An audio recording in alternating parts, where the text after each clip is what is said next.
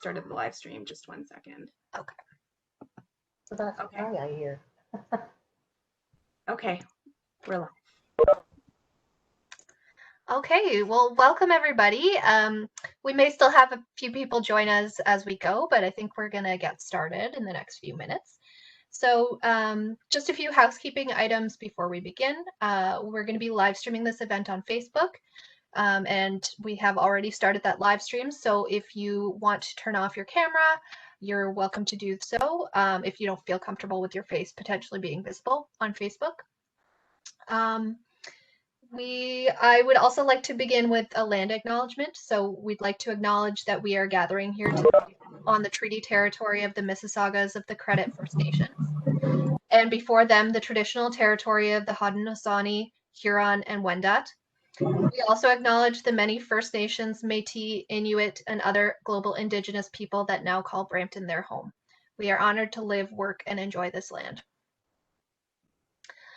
So first, I'll just introduce myself. I'm Rachel Hopwood. I am a Children and Youth Services librarian with Brampton Library. This is kind of a particular interest area of mine, so I'm super happy to collaborate with Megan on this presentation. And I'll let Megan introduce herself as well. Yeah, thanks. My name's Megan Gilpin, and I'm a Diversity and Adult Services librarian at Brampton Library. So Rachel's going to present for the first half of this workshop, and she'll be talking about fake news, generally going over what it is and a brief history of fake news, and giving different definitions of different types of fake news and how that impacts us. And then I'll be going a little bit deeper into how social media really perpetuates fake news and how that impacts us, and give you some more practical tips as to how you can spot fake news and what you can do if you see fake news being spread. So we've got a pretty deep dive for you today, but we're really looking forward. And this is something Rachel and I are particularly passionate about. It started out as a presentation that we created to take to high schools, and we have presented it there, but it's especially this year become very apparent that it's something that applies to all of us. So we're really excited to be able to share it with you today. Yeah. We encourage you to ask questions. You're welcome to participate through the chat here in WebEx, or if you're watching on Facebook, you're also welcome to post in the comments of our live stream there, and we'll try to get to all the questions we can. We will pause about halfway through, and you're welcome to ask questions then. You can also unmute yourself to ask a question then, and we'll also save some time at the end for more questions and answers as well. If you're interested, we will be sending out a bibliography of some of the articles and things that we are referencing tomorrow to those who signed up through our Eventbrite page. If you're interested and didn't sign up through Eventbrite, please just send an email to events@bramptonlibrary.ca, and we'll be sure to forward that to you as well. All right, so just before we get into the meat of the presentation, I'll just briefly mention a few things that are happening with Brampton Library. So 5 of our 8 branches now have curbside pickup available 3 days a week, Mondays, Wednesdays, and Fridays from 2 to 5 p.m. The other 3 branches, Chinguacousy, Four Corners, and Springdale, are now open 6 days a week with some limited service. So you can use the computers, there's some study space, you can use their printers, and you can pick up your holds. But unfortunately, there isn't still open access to our materials on the stacks. So you do have to make sure you order ahead of time before you come to the library if you're hoping to pick up some materials.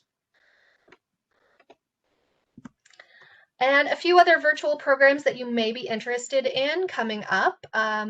We have our Adulting 101 session, How to Research Just About Anything, coming up on October 29th. And that's also going to feature Megan and I. We also, as part of this how-to series, we have How to Start a Small Business on November 10th, and How to Protect Yourself Online, December 8th, which is going to be a great follow-up for this one, I think. You can check out more of our virtual events on Brampton Library's Eventbrite page.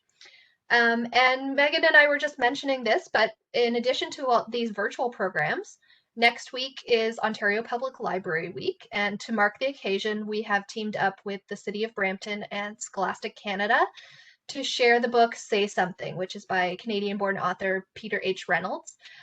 He's a fantastic picture book author, and we're going to have a story walk in Chinguacousy Park, close to the Boat Pavilion playground, if you know, the big parking lot near the fire services building as well. So families can come visit and see large versions of that story's pages as they walk through the park. And we encourage everybody who sees it to follow the advice of the book and use their voice to share messages that are important to them. All right, so now I'm going to get into our real meat and potatoes of this presentation and talk a little bit to start about the information age. So this phrase, the information age, it might sound kind of cheesy or old-fashioned, like when people say things like surfing the net or the World Wide Web, but it really is true. Just like the Stone Age and the Bronze Age, information and our ability to access it has really fundamentally changed the way that humans are interacting with and in the world. Every day we have access to a huge amount of information, way more than we would at any previous time in history. And that information is available almost immediately. It's at our fingertips all the time on our phones and laptops.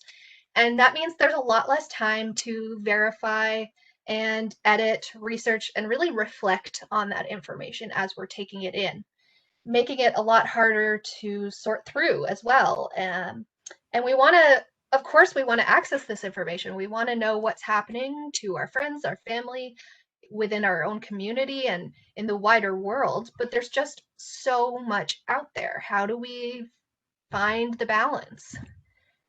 And that's what leads to information overload.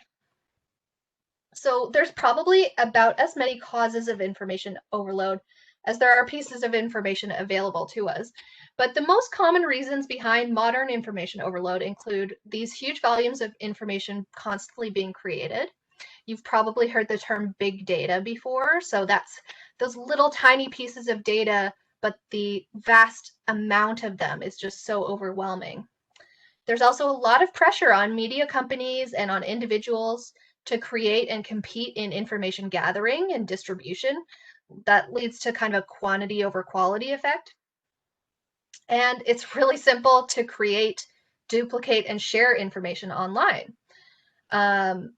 Not only that, but the increase in types of media by which we receive information. So 100 years ago, there was only print media, then came radio, television, then the internet with websites, emails, phones, social media networks. So it's really grown a lot, even just in the last few decades.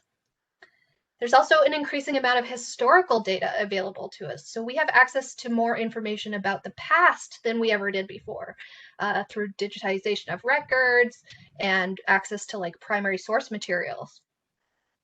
There's also lots of information out there that just conflicts with each other, or it contradicts each other. It's just inaccurate. And that's what we're going to talk a little bit about today.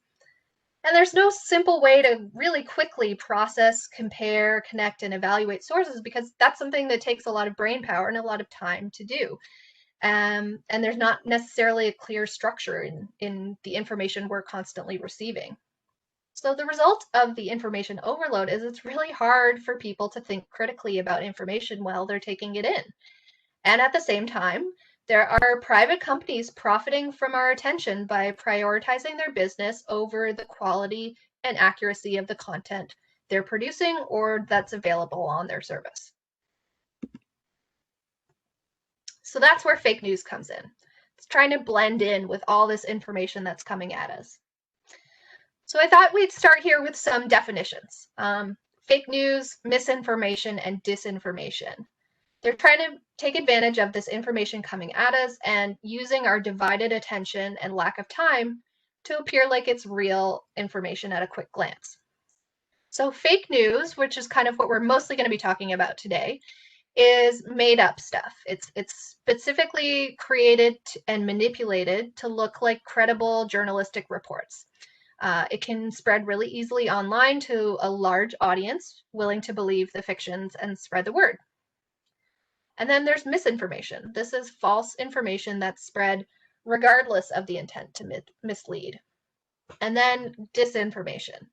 So misinformation is spread not necessarily maliciously, just by somebody who might not know that it's not true, whereas disinformation is deliberately misleading or biased information, propaganda, incorrect facts being spread by official news sources.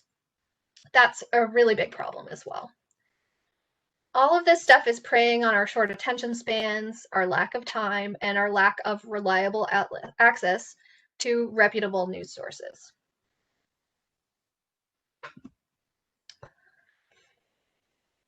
So I'll just give a very, very brief history of fake news here. You can see in this image, this is from 1894.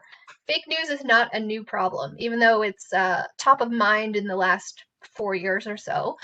But it has, some publications throughout history have published articles that were untrue or had misleading headlines that would try and grab people and get them to buy their newspaper or magazine.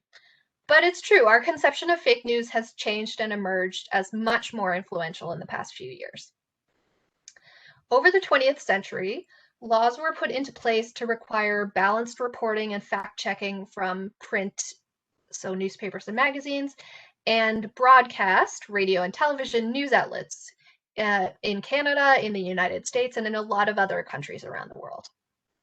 However, sometimes these laws aren't necessarily strictly enforced, or in some cases, they've even been rolled back. In the US, for example, Rupert Murdoch, who's the owner of Fox and the Wall Street Journal, the New York Post, he owns a lot of media companies. He really successfully lobbied to have some of these laws revoked back in the 1980s. And that's led to a lot of unbalanced and just plain untrue information being printed or broadcast on some of the supposed news networks. In spite of the history of legislation, what's written and published on the internet has very little regulation. The creation of new laws is a very slow and detailed process that reacts to real world actions that legislators believe to be unfair or unjust. So for a new law to be created, somebody has to see something that doesn't seem right and then create that law. And the internet has developed so quickly and become the overwhelming source of information for most people just in the last 40 years since it was invented, but really in the last 20 years or so. And in many cases, fake news content online is also produced outside of the country that it might be targeting with that false information. Meaning that even if one country has laws regulating distribution of false information on the internet, it might not even apply because the information is actually being produced in another country. You may have noticed an uptick in fake news and misinformation this year with the coronavirus pandemic. This crisis is affecting nearly everyone in the entire world, and a lot of people are scared and looking for more information, which is really creating the perfect breeding ground for misinformation and fake news to spread. So I'm going to go into some more specific examples of types of fake news so that you guys can keep an eye out for it, see if you can identify it in your own travels on the internet. While not every piece of misinformation is fake news, it may not be like an official report, it tends to all spread in the same way these days, which is through social media networks. So the first example I'm going to talk about here is rumors and hoaxes. And these are unsubstantiated information that's been fabricated with, well, in the hoax situation, it's been fabricated with the intent of misleading. And in the rumor situation, sometimes it might just be innocent, but it can spread really fast and it can still have a really negative effect. Rumors and unsubstantiated information have obviously always existed long before the internet and always on social media, but they can spread really quickly and easily when a lot of people are trying to get the most up-to-date information on something that's affecting their lives, like coronavirus. So this example I've got an image of here. This is from September. There was a Facebook post making the rounds claiming that these two medications in the picture, Jubi-R and Covifor, which have on their bottles the guideline that they cannot be distributed in the US, Canada, or the EU. So the text in the post claims that this is a vaccine being distributed in Africa, implying that those in power are testing it on African people before it would be available in the West. However, the truth of this situation is this is not a vaccine. There is no vaccine yet. The drugs in the photographs are generic versions of the drug remdesivir, which you may have heard of. It was proven effective against the Ebola virus after it was used in clinical trials. And it's also starting to be used in treatment for coronavirus as well. Now, it gets a little bit complicated, but different versions of the drug remdesivir are given exclusive rights to markets in certain areas. Generally, how it works is cheaper generic versions of the drug are used in developing countries in order to keep the cost down, and then more expensive versions are used in developed countries where the governments can more easily afford the cost. Another example of rumors or variation is supposedly authoritative statements. So these versions might give vague information, but they add an impression of authority to the statement by saying something like, a friend of mine works at this lab, or someone at this local hospital asked me to post this. This practice is super common on basically all different kinds of social media, and it's sometimes even called copy pasta, which is slang drawing from copy and paste, because that's how a lot of these posts are shared.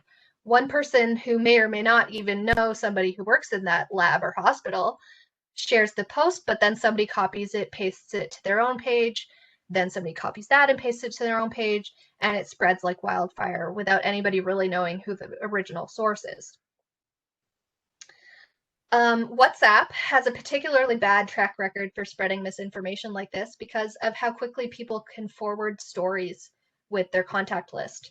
Often somebody will get sent a story by a personal friend or a family member, and so they trust that person and they think that it was sent to them personally. However, that person the sender may have sent it to everybody in their contact list for all we know. And furthermore, it's you trust the person who sent it to you, so you trust the information. But that person got it from somebody that they trust, and that person got it from somebody that they trust. But we don't really know where the original information is coming from, and that's a really big problem.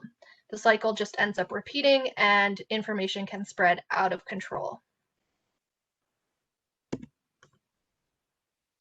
So another type of fake news that we can look at here is misleading news.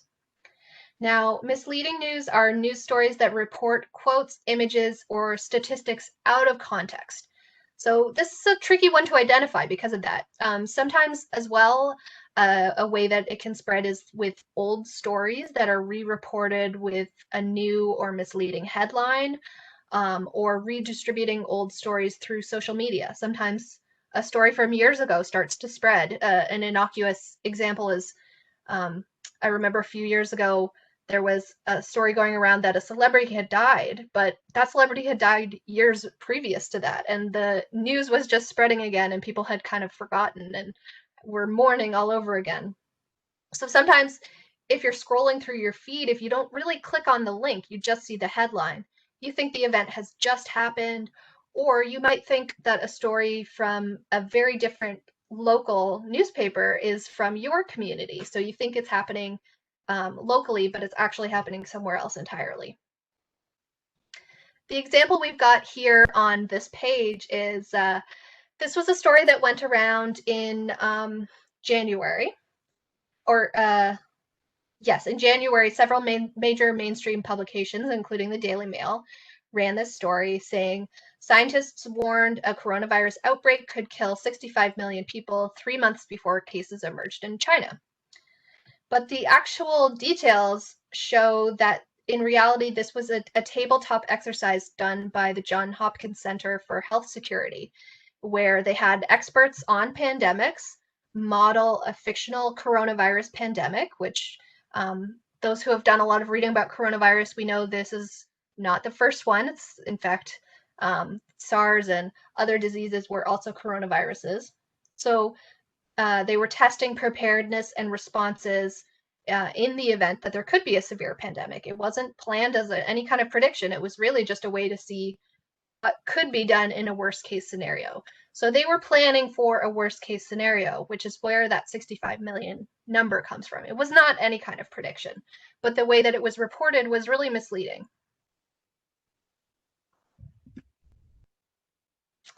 Another example of fake news is alternative or alternate facts. So this is like a different interpretation of facts and usually derived from either a misinterpretation of a report or by focusing only on a small subset of available information. So the example we've got here is a meme that circulated on Facebook in April of this year, implying that humans have experienced a pandemic every 100 years on the dot. And while the information isn't technically 100% false, whoever created this meme was definitely cherry picking a small amount of data and ignoring a much larger amount of related information that doesn't fit the pattern. So the meme is obviously omitting every year ending in 20 prior to 1720, even though pandemics have been recorded throughout human history in ancient civilizations, and most significantly for a lot of people, the Black Death in the 1300s, but also just lots and lots of examples throughout history. This meme is only citing 4 examples, which is not a very particularly impressive or convincing amount of data. The meme doesn't make any allowances for the pandemics that spanned years other than those ending in 20, even though the ones that occurred after the 1700s. So, for example, there was a large smallpox epidemic in the late 1800s, but that's not mentioned here. And while the listed pandemics did occur in these years, it's a bit of a stretch because the cholera epidemic spanned from 1817 to 1824. The Spanish flu began in 1918 and is mostly associated with that year, although it did last until 1920. And as well, these listed pandemics share no real major features with one another, like the type of disease, the geographic area, the duration, the extent, that there's just no pattern here. It's really just cherry-picked data. So I'll briefly go through some other types of misinformation. We could probably be talking about this topic for hours and hours, but I'll try to kind of go through these a bit quicker.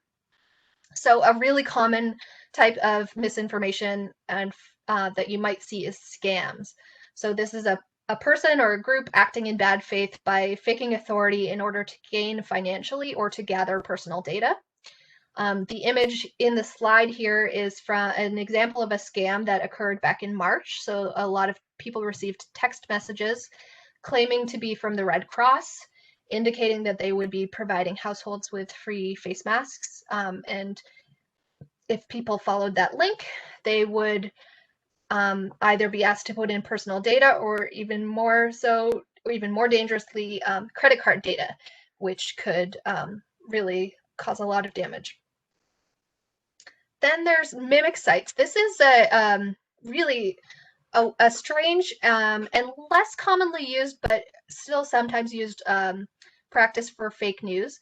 So this is when they create a website that is sometimes also called typo squatting. So the URL of the website is very similar to a authoritative news organization, and they even design the web page to look like that official news organization's page, and then they post fake news to it. This was common back in the 2016 election. There was a I think it's abc.go.com is the official website, and there was an abc.go.co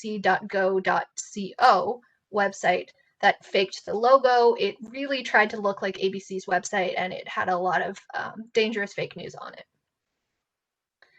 There's also clickbait. Clickbait is news that's promoted with a very dramatic or misleading headline that doesn't really reflect the actual content of the story. Even reliable news sites do this sometimes. When they do, it's usually only the headline, or sometimes even the social media post is just deliberately provocative to get a reaction, an emotional reaction from the person reading it. But it's dangerous because we all know how many people share articles that they don't read because they saw the headline, or take that information as fact when all they've read is the headline. Then there's satire. This is fake and ironic news sources intending to be funny or entertaining. So examples are The Onion, the Borowitz Report, the Beaverton, Reductress, Walking Eagle News. They're usually pretty obvious that you can tell they're fake because they've got that humorous bent, but you'd be surprised how often people fall for it. Then there's deep fakes. This is a really fascinating type of disinformation. This is when artificial intelligence is used to synthesize two images together. So it's combining an existing image or video with another one. So taking a famous person, politician, actor, whoever, using their face and superimposing it into another video in order to make that person say or do something that they didn't do. It kind of, when we see a video, we think of video as proof, but it might not always be true. In a similar vein, you can also do the same thing with audio recordings. So again, a politician or a famous celebrity, there are tons of recordings out there of their voices, and you can take individual words, piece them together into a sentence or a speech that wouldn't necessarily be something that they actually said. Another example of this is just simply manipulating the video. There was a situation a few years ago where Nancy Pelosi gave a speech, and there was a distorted version of the video going around that slowed it down and made her sound like she was slurring her speech. It's not technically a deep fake. It's actually much simpler than that, but it did a lot of damage as well. And then we've got a really big one here at the bottom, conspiracy theories. And this is one that's a big problem right now. So it's related to the rumors and hoaxes and misleading news, but conspiracy theories are theories that explain an event or a set of circumstances as being the result of a deliberate and secret plot by powerful conspirators.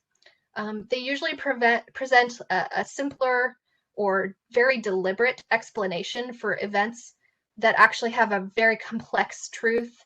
We all know real life there's no plot behind, not always. There's not always a plot behind things. A lot of things just happen and people react to them happening and things happen based on that. But people who believe in conspiracy theories often believe that there's a larger plan at work that's being deliberately occurring. Some factors that might make a person more susceptible to believing in conspiracy theories include stress, social isolation, feeling powerless, facing a crisis, uncertainty, and economic stress, which when you hear those, basically all the reactions many of us are feeling from the COVID-19 pandemic. So that's why this is such a huge problem right now. A lot of people are really susceptible to conspiracy theories because they're frightened, they're uncertain, they're trying to figure out what's going on, and it doesn't seem right to them. So how easy is it really to differentiate between real and fake news? So according to the Pew Research Center, which is a nonpartisan American research group that focuses on information understanding, they found that younger people between the ages of 18 to 29 are better at identifying factual news statements versus opinions than older people. But that doesn't mean that just because of your age, you can always tell what is fact and what isn't. So in this study, the participants were shown 10 statements. In that 18 to 29 age group, only 32% could identify the 5 factual statements, and 44% identified all 5 opinion statements. And that's the best performing group. When our information literacy isn't strong enough to tell the difference between fact and opinion, what happens when we're confronted with deliberately misleading information that's pretending to be news? That's even harder to tell the difference. So in this slide, we've got 2 statements. The planet's average surface temperature has risen about 1.62 degrees Fahrenheit or 0.9 degrees Celsius since the late 19th century. And if humanity does not take dramatic steps to curtail fossil fuel consumption, civilization may collapse. Now, hopefully, most of us can tell the difference between fact and opinion. But this is a pretty clear example, and things get a lot more complicated than that when we're looking at fake news.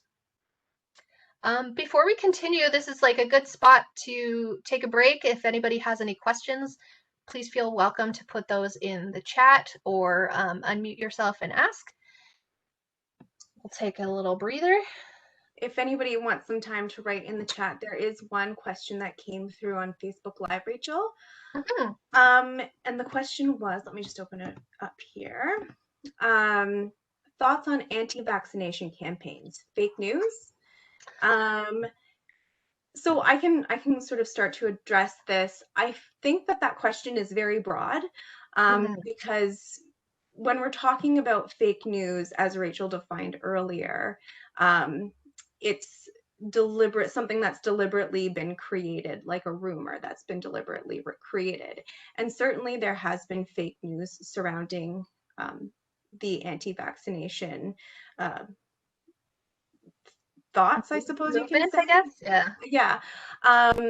If you're asking about anti-vax campaigns, I mean, I'm thinking specifically of the example of Jenny McCarthy and the actress, and how she's really lobbied against vaccinations, and she's campaigned against them as well.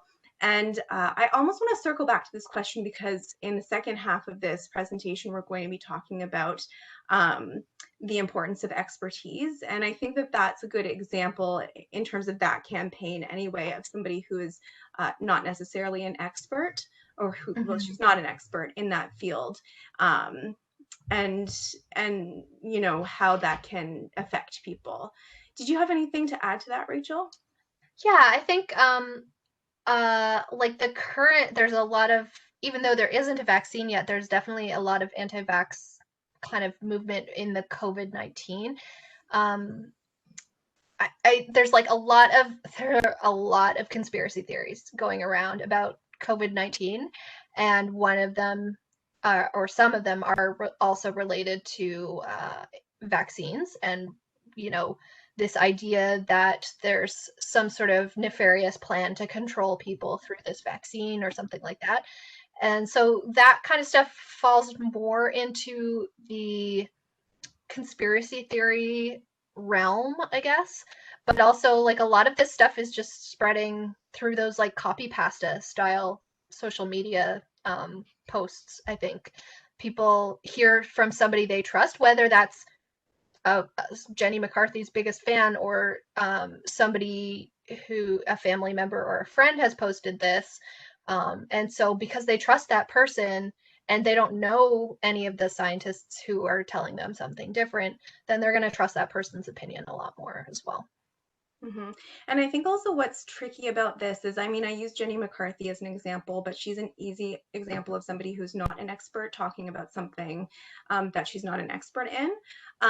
But sometimes there are people who are doctors who may speak on topics that is not necessarily their specialization or their area of expertise. And I guess my advice would be to make sure that you're consulting the appropriate experts of any topic that you are. And I think also, like, trying to find a variety of voices, right? And what are they saying? So something like anti-vax, how many doctors are supporting the anti-vaccination movement versus how many are saying you should be vaccinating? Sure. Yeah. I mean, looking at what the wider public health or scientific community's consensus is, and the community of people who are an expert on that topic. We're going to kind of go into this a little more, so I think maybe at the end we can circle back to this question and see if we can answer it a little bit more fully. I don't think anybody else has any other questions, so I don't see any others. Okay, so I'll go ahead with the next part. So so now we're going to talk about this this diagram that's showing on the screen right now is from the Pew Research Center. They did a study in 2016, so 4 years ago already, where they found that 62% of American adults access news from social media sites. I would not be surprised if that was the same or has increased since then. But regardless, we know that for quite some time, social media has had a huge impact on the way that we access news. And we want to talk about algorithms, because algorithms play a major part on just the impact, the major impact that social media has on us. So algorithms, by definition, they are a set of guidelines that describe how to perform a task. Or more specifically, for our modern understanding, it's a sequence of instructions telling a computer what to do. So social media has one main objective in order to succeed, and that's to get you to stay. It's to get you to stay on their sites as long as possible and to interact with all of the posts. So what they do is they use algorithms, and that's the calculation of us by tracking what we do, to calculate just how to get us to stay. So let's use Facebook for an example, because Facebook is one of the original social media sites that have used algorithms. Um, and so what happens when you're on Facebook is you have a news feed, right? So you scroll through your news feed and you might see a post that interests you, and then you might click on that post. And then Facebook remembers that that's something that interests you, but you don't even necessarily have to click on the post. It could be something that you just scroll a little more slowly past. You hover over for a second. It still remembers all of that information. It's still tracking all of that information. So it's creating this algorithm that's just about you. And it does this so that it can create, I mean, Rachel was talking about clickbait earlier. It's like Facebook is creating your own personal clickbait. And so what happens is it starts to churn out more and more of the same stuff in your suggested posts and advertisements along the side and things that it highlights for you. And then it really starts to suck you in. So let's say, I'm going to pick on Rachel for a second. Let's say that Rachel is just really loves her cat. And anytime she's on Facebook, if she sees that one of her friends has posted a video of their cat, she always clicks on it. And Facebook understands that that's something that she likes. And so it knows that, okay, it's going to be a really easy target if I just post a suggested post, an article in this newspaper that I know that she's kind of interested in anyway, or she leans a little bit more towards their slant. I'm going to post that and she's going to click on it. And she just starts to seeing more and more of cat videos, and then she really gets sucked in so far into this deep hole. And then Rachel might start to share these posts, these cat videos or cat posts with her friends, and then her friends might start to click on those posts, or they might start to just scroll past them a little bit slower, and that starts to build upon their algorithm. And Facebook thinks, okay, her friends are really into cats too, and so then they might start to see more and more of that and get more and more interested in that. And then they might start to share that too, and then Rachel's seeing more of these videos, and it suggests posts on the same topic and of the same opinion, again, because you're likely to click and you're more likely to maybe share. And also note, it's important to note here that your newsfeed is not actually chronological, unless you've gone into your settings and you've actively made it chronological. It's actually curated to just post the things that your algorithm deems most interesting to you up at the top.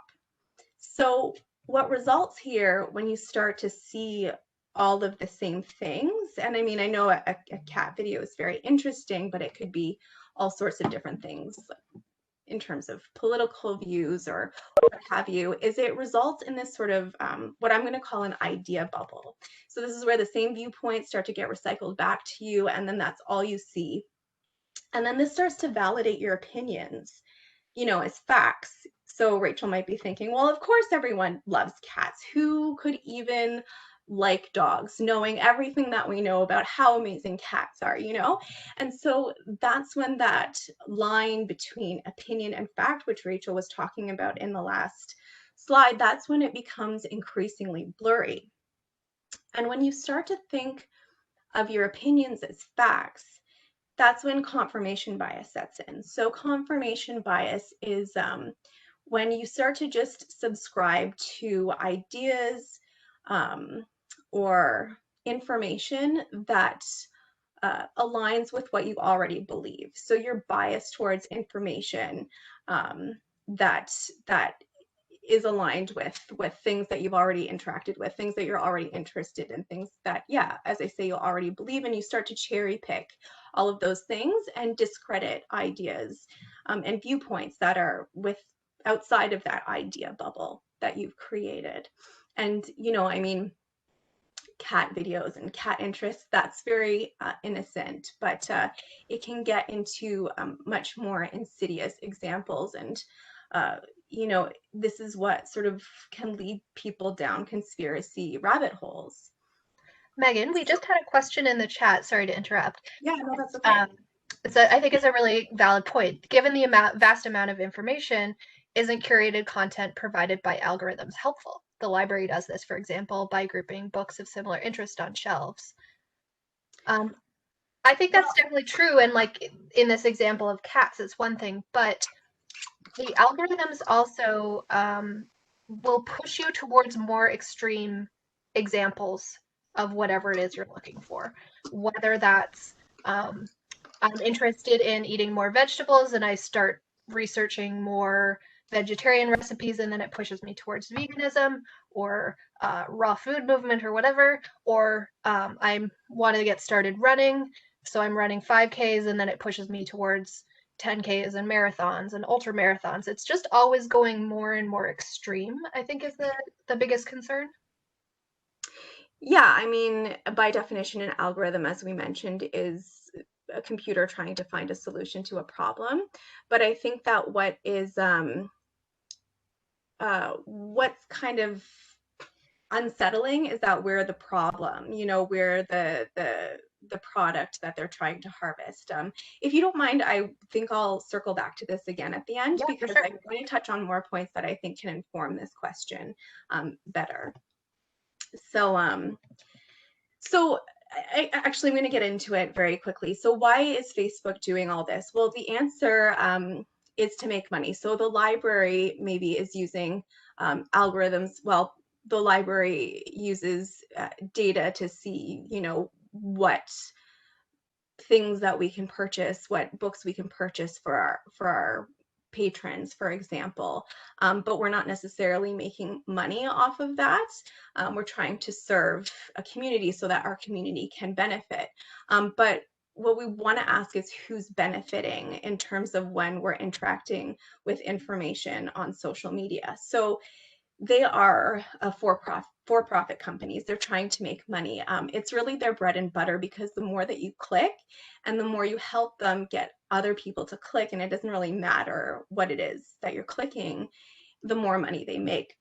So Tim Wu is an author who Rachel and I actually had an opportunity to see present once, and he wrote a book called The Attention Merchants, and in it he coins a phrase that I really like called attention harvesting or attention harvesters. And he uses this as a term for social media companies, because that's in essence what they're doing. They're harvesting our attention for their profit. And back to our point about all of this being for profit, it seems like these services on the internet are free, but when it seems like it's free, they're not actually for us. We're not the consumers. We're not the ones that are paying them. The advertisers are paying them. They're paying them so that they can have access to the back end of all of our information. They want access to our algorithms so that they can figure out how to effectively market their products too. So we are not the consumers. In fact, we are the products that are being sold. So what happens then when we are being used in this way and our well-being is not necessarily what the priority is, but our ability to make a profit for these companies are the priority and we're interacting with our news and a lot of fake news, is it makes us very vulnerable to fake news because of all of that confirmation bias, because we're cherry picking information and we're only interacting with things that we already subscribe to. So what happens then when we're vulnerable to fake news, it's because we're less likely to think critically about the things that we're seeing because of that confirmation bias. And often, I mean, Rachel kind of alluded to this earlier, but often we might not even read beyond the headline if it's something that we automatically think checks out. So moving on, why does all of this matter? It matters because, well, social media networks were created under the thinking that everybody would use them honestly and that they would present themselves authentically, but we know that that's not the case often. Individuals and groups and companies, they can and they do put false information out there that spreads beyond control like wildfire, and there can be very serious real-world consequences, such as what's listed here in this slide. In low-income countries, for example, many access information through social media sites on their phones, and they don't necessarily have access to a device where they can easily go from page to page, from source to source, to cross-reference what they're reading. And often many people don't have the information literacy or the media literacy to fact check to begin with. But of course, this is not just in low-income countries. This happens all over the world here as well. An example that is very well, you've probably heard of it, was the pandemic documentary that came out last May. So this was a video that was viewed over 8 million times, although that number is hard to calculate because it was taken down by mainstream social media sites and then popped up on fringe social media sites and made their way back on YouTube and Facebook and Twitter again because of all the resharing and taking down and putting back up. But in it, there was a scientist who was a discredited scientist by the scientific community, and she made many claims about COVID, including, but not limited to, the fact that, or the idea rather, that wearing a mask will activate the virus.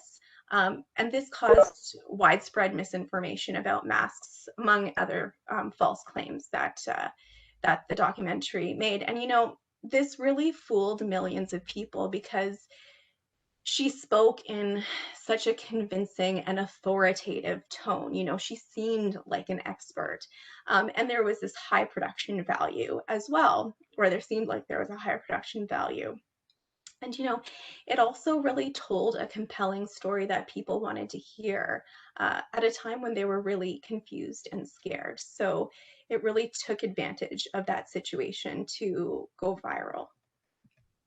So there is some good news, though. Social media networks, mainstream social media networks, are making an effort to stop the spread of COVID-related misinformation with a sense of urgency that we haven't seen before with stopping spread of other misinformation. So on March 18th, for example, Facebook launched the Coronavirus Information Center. So this is a hub to collect updates and content from trusted sources such as the World Health Organization.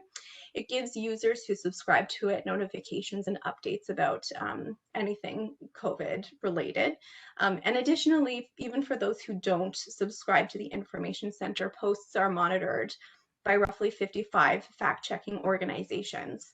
So if something is deemed as misleading, fewer users will see it. It won't necessarily just automatically pop up quite as easily. And it is also accompanied by an alert pop-up to suggest its possible inaccuracy, to hopefully prompt people to look a little bit deeper into it. Facebook also says that it's not approving advertisements that, quote, refer to the coronavirus in ways intended to create a panic or imply that their products guarantee a cure or prevent people from contracting it.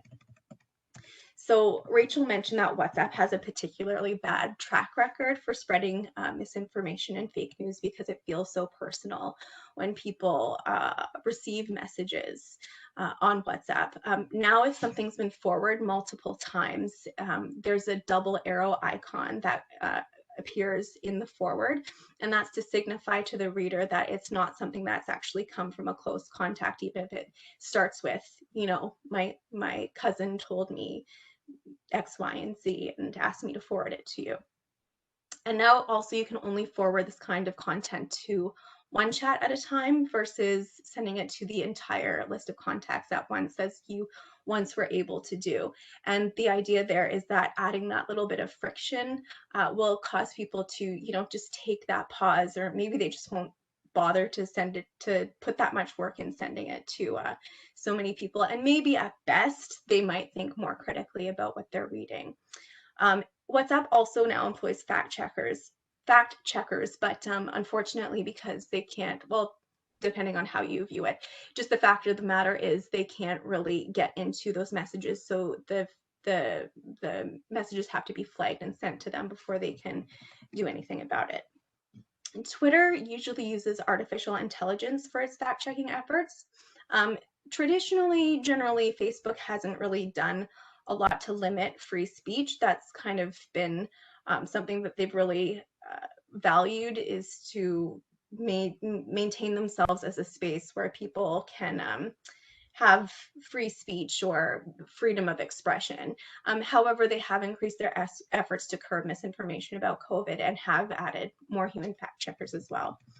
YouTube is trying to limit the reach of what they call borderline content, which is content which is unfounded but not necessarily harmful. So an example would be conspiracy theories about COVID-19 being related to 5G technology.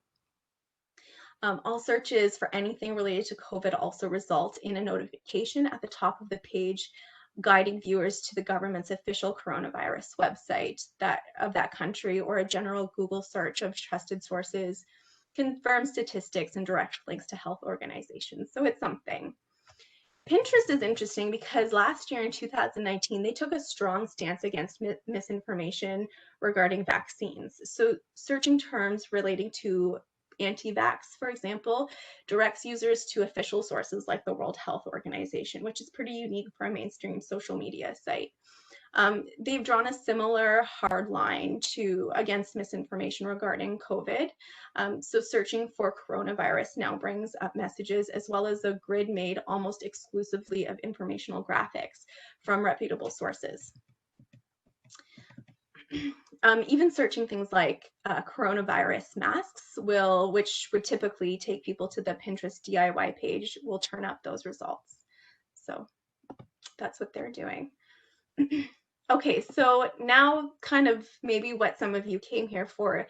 How do you spot fake news? Now that you know what fake news is and how much we interact with it, and social media, which so many of us are on, how vulnerable we are to it if we're on social media, how do we spot it? So the first rule is to just always think critically of anything and take time before you react to it. Don't share it right away before you've looked into a little bit.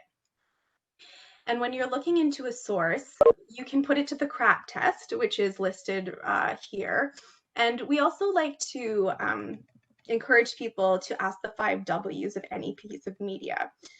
So the first W is who wrote it. So the writer, first of all. If there is no author, I would suggest not even bothering, because if it's a writer with any sort of credibility, they're going to want that credit. So no author, don't bother. When you do have the author there, you can Google them. You can see what else they've written.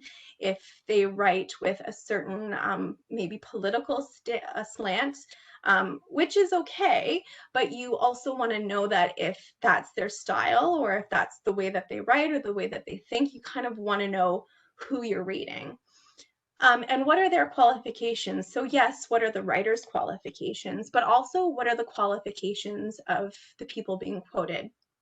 We touched upon this already with one of the questions, but I want to really highlight that proximity to experts does not make one an expert. You know, I've seen interviews shared on social media, and I've seen articles shared on social media, and it will say things like, I used to work at this lab and this is what I know, or I used to work for this company and this is what I saw them do. But just because you worked there doesn't mean that you know everything about that product. It doesn't mean you know everything about that organization or that medication.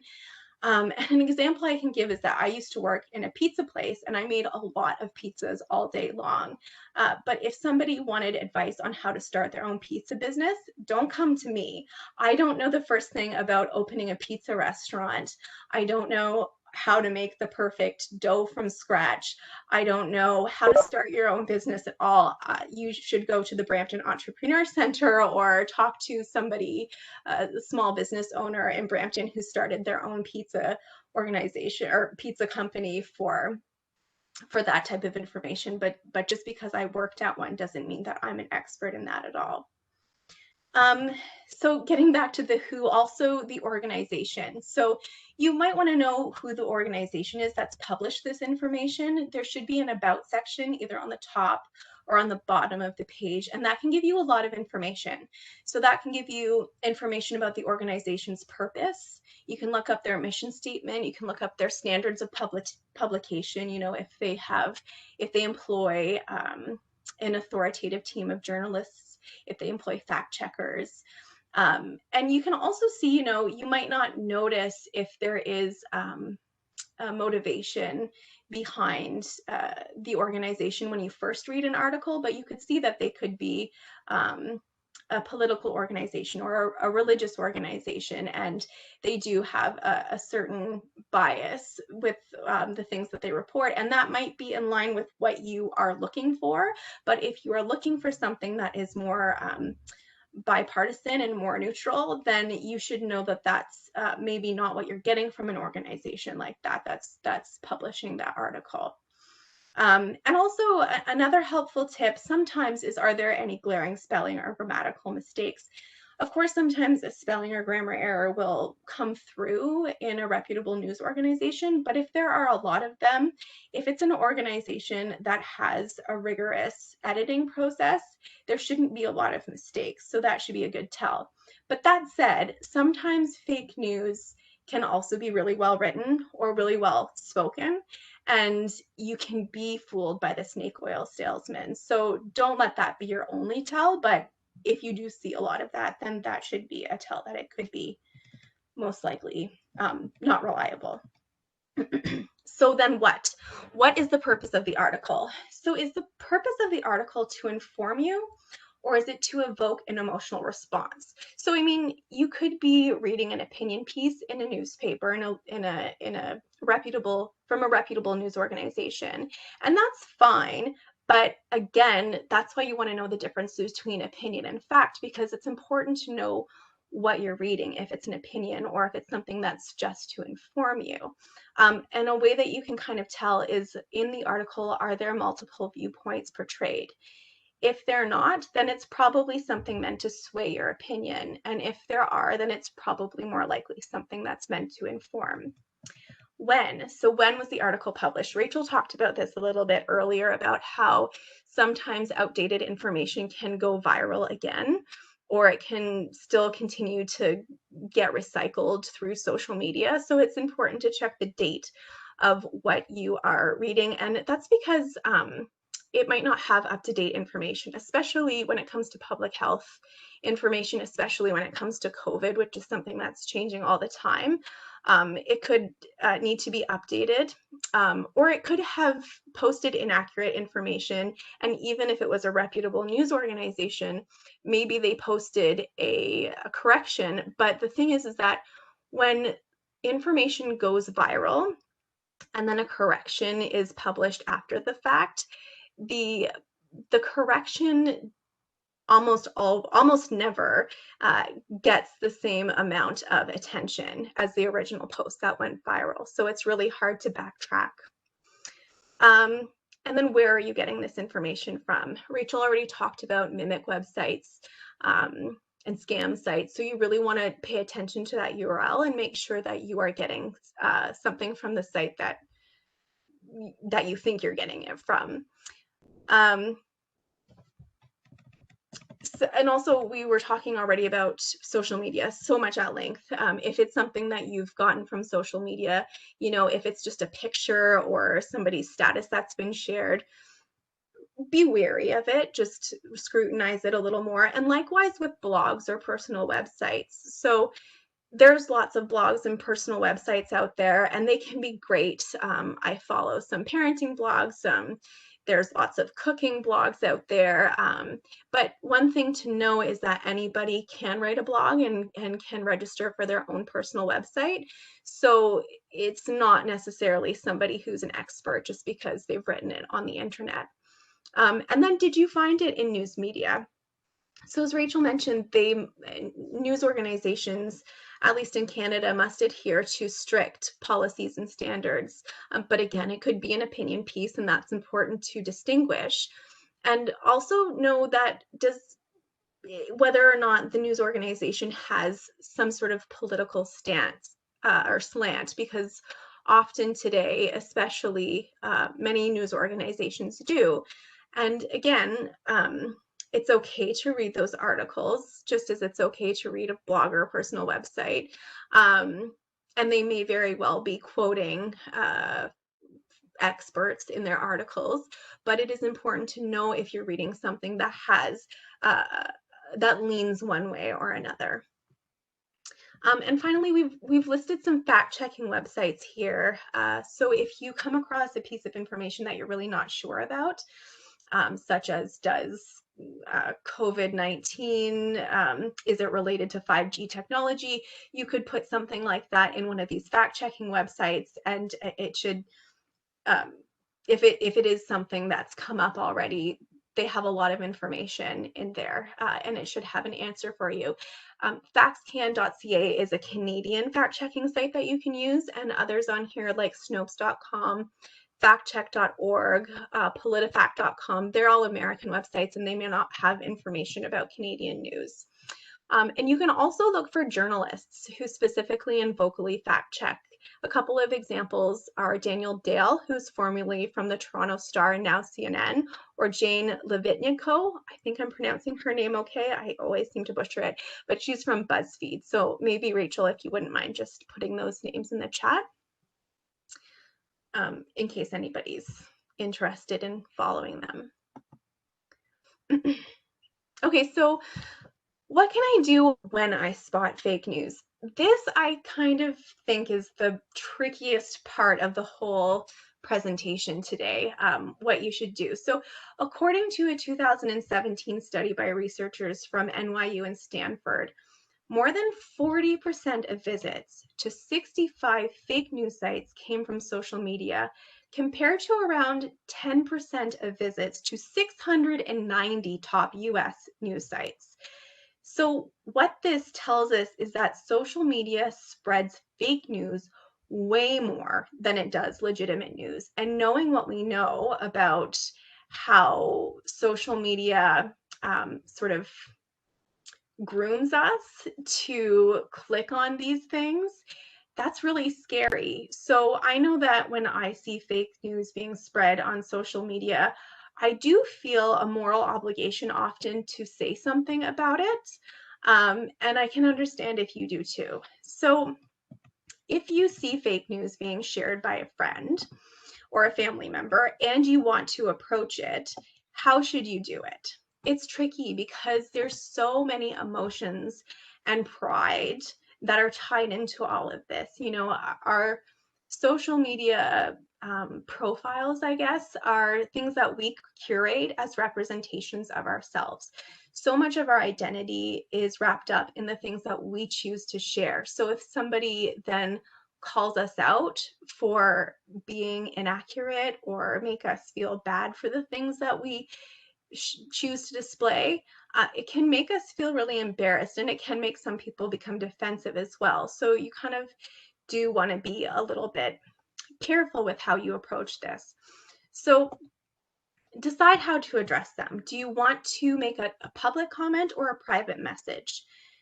So the public comment, the thing that is good about that is that you could reach others who are reading it, who might have just taken the information but then if they see your comment challenging it, they may then take that information with more of a grain of salt.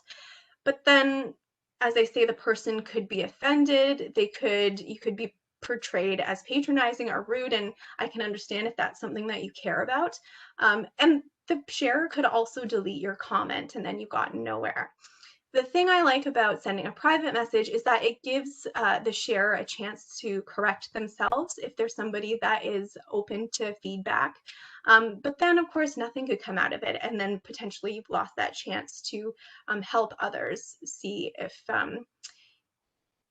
if it's something that they should be researching a little bit more. So what you decide to do here really needs to be decided on a case-by-case basis. The next point is to consider the feelings of the sharer and the sources that you cite. So be empathetic. And when I say be empathetic, I genuinely mean, be empathetic. I'm going to share a little analogy with you here. It's just a little story about there was a professor who went in front of a classroom once, and he asked his class, okay, how many people here believe that the earth revolves around the sun? And everybody in the class raised their hands, and he said, okay, how many here believe that the sun revolves around the earth? And nobody raised their hand, and he said, okay, how many people here can tell me scientifically how the earth revolves around the sun and how you know that? And nobody could raise their hand. And I think that what this example, this story points us to is the fact that we're all walking through life, taking advantage of facts that we just take as universal truths, but in actuality, we believe so many things because somebody we trusted told it to us. And people who share fake news or misinformation on the internet, it's not intentional. They're sharing it because they believed it, because to them it came from a trusted source. So try not to be righteous, try to be humble, and realize that, none of us is above it. So you can start your message or your comment by saying something like, I understand why this feels so important to you, or I'm glad you brought this topic up. And then just simply state the facts, simply post your sources that you know to be reputable. And, maybe share a time that you got something wrong as well, because as I say, we all have been there. Next is fact checking as a team effort. So when you send a correction, they might come back with counter arguments or counter sources. And if they come back with counter sources, check them out. They could be reputable sources this time, and they could really add to your conversation. And you can take it as an opportunity as well to share the tricks and the tips that you've learned to become more media literate. You can also ask them to explain what they're arguing in their own words. So, if you're having trouble following, you can say that. You can say, I'm kind of having trouble following what you're saying. Can you reword it? Can you say it in another way? This exercise is really helpful for sort of pointing out flaws in an argument, and it might not convince them that what they're saying is inaccurate, but if what they're saying really can't be backed up by evidence, it can help them see the holes in their argument. And also, though, be prepared that they might ask you the same question, and that's really only fair. So be prepared for that. And finally, I think this one is so important. Pick your battles. Not every person who shares fake news or misinformation is worth engaging with. So if you do feel like you need to say something for the sake of other people who might be reading it, then do so. But just have the wisdom to know that it can be really difficult to talk somebody out of an idea that they want to have. Are you getting aggravated by this person a lot? You have to consider your own well-being, and sometimes we just need to unfollow, or if it's somebody who is antagonizing us directly a lot, maybe even unfriend somebody. I don't know who needs to hear this, but social media is not the real world. I know it feels that way, and certainly it influences the real world, but it's really not. And sometimes the way that we have relationships on social media and online is really different from the way that we have relationships in real life. And it's perfectly okay to have some relationships just be strictly offline only. So it's really important to remember that, I think. So Rachel and I just wanted to give you this list of quick go-to reliable websites regarding the pandemic. So you can see that list right here. This is information that if you just want to read up on it, you can go directly here. They have great information. You can also use them to cross-reference, as well as those fact-checking sites we listed a couple of slides ago. You can cross-reference with information that you're not sure about. And just remember that any new information to the public will be coming through these official channels. You know, it's not going to come from a friend of a friend who worked at a hospital and decided to write it in a WhatsApp forward. It's going to come through official channels first, that has been decided on by a group of experts in that field. But you know, even when you are considering trusted sources, it is still a good practice to always scrutinize everything that you read or hear, because as I've mentioned, they can have a slant if it's a reputable news organization still, like a political slant. Or, you know, as I also mentioned, they could need to post corrections, and especially when with something that changes all the time, the scientific consensus is constantly changing.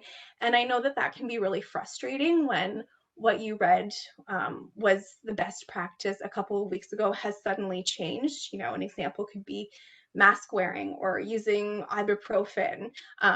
You know, we've been told to not do it and we've been told to do it, and it can be really confusing.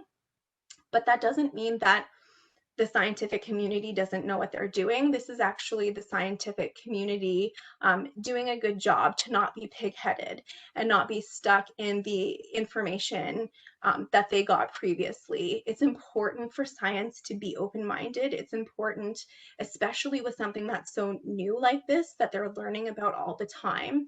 It's so important that they're constantly reevaluating the conclusions that they've drawn, and that they have the ability to reassess, reevaluate, and change their recommendations. Finally, at the bottom here, to practice evaluating news sources, you can try this website, ctrl-f.ca. So this is run by Civics. Civics is a nonpartisan, national registered charity dedicated to strengthening democracy through civic education. And you can watch videos here that explain just how you can go about fact-checking information that you find online. So that's really a great resource for some extra learning.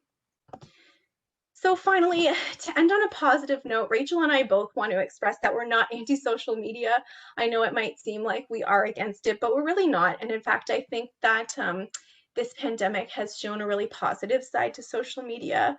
We've all been so apart, but we've been able to still stay connected in so many different ways. And I personally feel very grateful for that side of it. It's just that you have to be really careful and know how to use it. So if you take nothing else away from this presentation today, there's three things that we hope that you do take away. And the first is to think critically about what you're reading and where it's coming from, that you consult reliable experts before you make an opinion, and that you finally take a pause and just think before you react, and especially before you share information online. So thanks. Do we have any questions? I think we had one more question come up, which was, this is a really thorny one. So what happens when sources of authority become the source of fake news? For example, US President Donald Trump suggesting bleach would be a helpful COVID-19 treatment.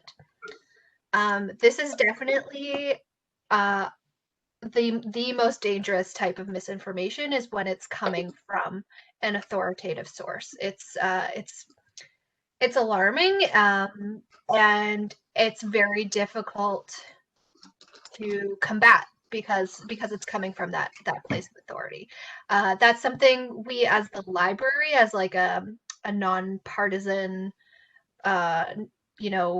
organization that has no skin in the game. We're not trying to make any money or anything. We find it very important as library workers to be a gateway to knowledge and information and to help people find it. So that's why we want people to be able to encourage people to think critically. But I mean, I don't have like a good answer for that. Well, yeah. Sorry, Rachel, if I can interject, I think that there's a difference between an authoritative figure and an expert on a topic. And just because somebody is an authority figure doesn't necessarily mean that they know what they're talking about in terms of everything. So, and the same can be said about doctors. You know, there have been doctors who have been talking about conflicting things in terms of this pandemic, and that can be really frustrating. But just because somebody is a doctor, and I'm not anti-doctor by any means, we need doctors, they're wonderful. That said, they have different areas of expertise, and somebody who maybe is a dermatologist doesn't necessarily know everything about infectious diseases. People who are researching infectious diseases are the ones who are informing public policy. I think that that's very, very, very important to distinguish. Yeah, that's a great point. Yeah. Mark, social media is not the real world. I have to fact check that. Mark, and yes, the recording will be on the Facebook page, so you can access it again later if you want. Yeah. Were there any other questions from Facebook Live? No, just a couple of comments. You know, feelings and facts go hand in hand. We got some agreement on that. And we're seeing the scientific process in real time. That's definitely true right now with COVID, right? True. Small details get debated, but the consensus ends up being agreed upon by the vast majority of experts. Yeah, and I think that that's what's so confusing. You know, the scientific process takes so much time, and we don't usually see that happening until there's been so much of the vigorous process already completed, and we get more of a fulsome conclusion presented to us as the public. But in this situation, this is something that affects us all so immediately and so directly that we're seeing a lot of the frustrations that many scientists see on a daily basis as they're working through these problems in their working life. Yeah, it can be frustrating and it can be confusing. Oh, will we have access to the slides? I'm not a fast enough note taker. So Rebecca, well, we're planning to send out the bibliography tomorrow. But we can also send you we could probably send the slides, right, Megan? Yeah, that's fine. Yeah. Yeah, the bibliography is much more, it's pretty long. There's a lot of information there that you'll have access to. Yeah. There's a lot of there's so much reading. This is such a fascinating topic to me, and there's so much reading you can do. Some of it is a little scary, but some of it is just really interesting and can really affect the way that you choose to use social media, which can be really helpful. Yeah. Mark, I wanted to go back to your question from earlier when you asked about isn't curated content provided by algorithms helpful? Did you have anything you wanted to add to that? Do you feel like the rest of the presentation kind of addressed it, or would you like, you can unmute yourself if you'd like to talk, or if you're more comfortable just mentioning it in the chat, that's fine too. I just want to make sure that we've accessed. He says I'm good. Okay, cool. Good stuff. And there was that Facebook Live comment about thoughts on anti-vaccination campaign and whether it's fake news. I think just to go back to that, I think for me, sure, some of it is fake news based on the definition that we've given, and a lot of it is misinformation. But I think for me, the real crux of the problem with anti-vaccination campaigns is who the supposed authoritative figures are who's speaking to those campaigns, and whether they're experts or they're discredited individuals. And I think you'd be hard pressed to find an anti-vaccination campaign that has the support of experts in the field. But I stand to be corrected. Avi just added a comment about this, that there is such a thing as bad science, right? So sometimes the example of the autism study being linked to MMR vaccines comes to mind. in this case, it's not just fake news, but it was bad science.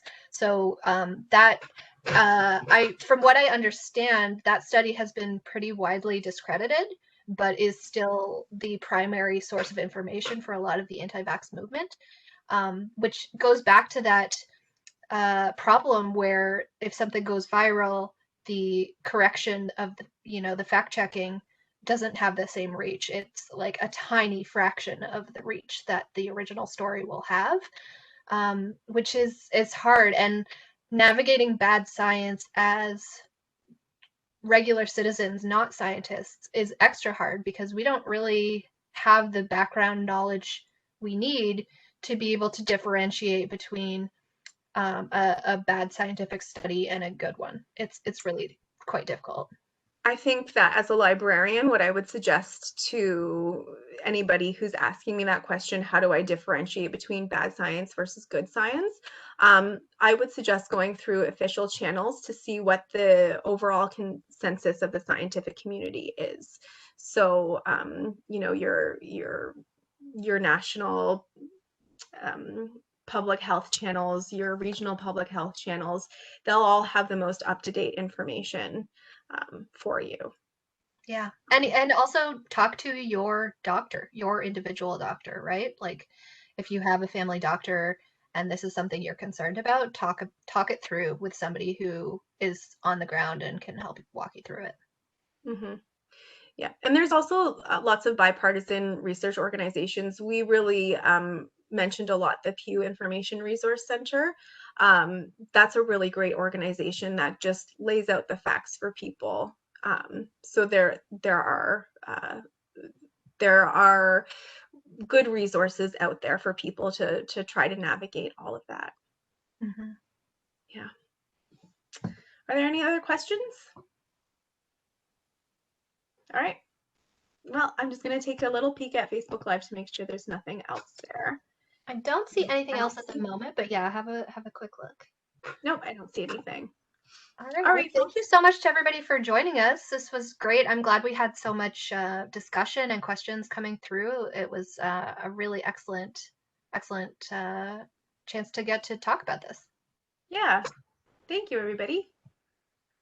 We'll just give you all a few minutes to get off of the chat, and then just in case anybody wants to see anything from the chat, I'll leave it up for a few minutes.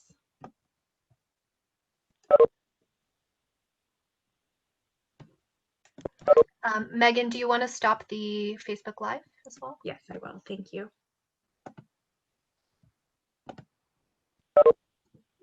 We'll stop recording as well.